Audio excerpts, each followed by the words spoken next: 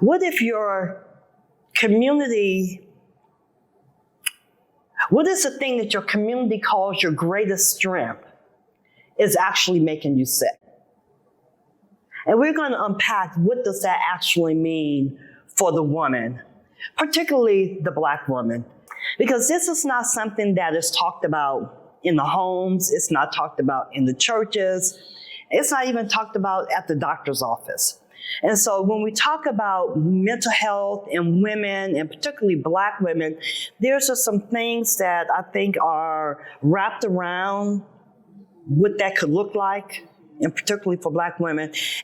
And so first of all, when we hear the word or the term strong Black woman, where does that come from? I would argue that we think, right, we choose it, but it is actually something that has been imposed and something that we have learned to adapt to this system of oppression by adopting, right, this term in order to protect ourselves, in order to, right, continue to sustain the families and responsibilities and all of these things that we're still expected to in the midst of dismantling of families and exploitation of labor and all of these other things that we've had to experience, right, in order to survive.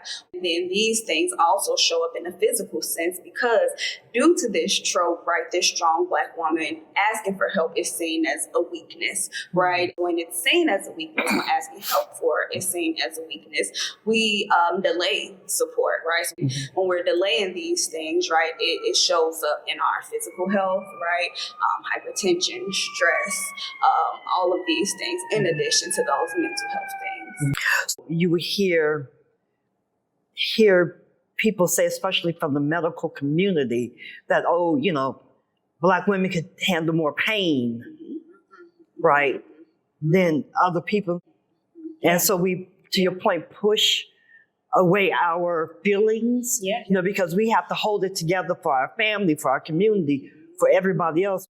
Absolutely. And are there excuse me, some things have been passed down to us? Because that whole thought of Black women can handle more pain or endure more pain, that's rooted in racism, right? The medical community has, you know, attempted to dismantle it, right? But like you said, it still has some lasting effects where this is still a thought. And the thing is, because we have adopted this schema of being the strong Black woman and we do delay care, unfortunately, we perpetuate this cycle, right? Because providers may think we're stronger. We can handle more because we are reporting less.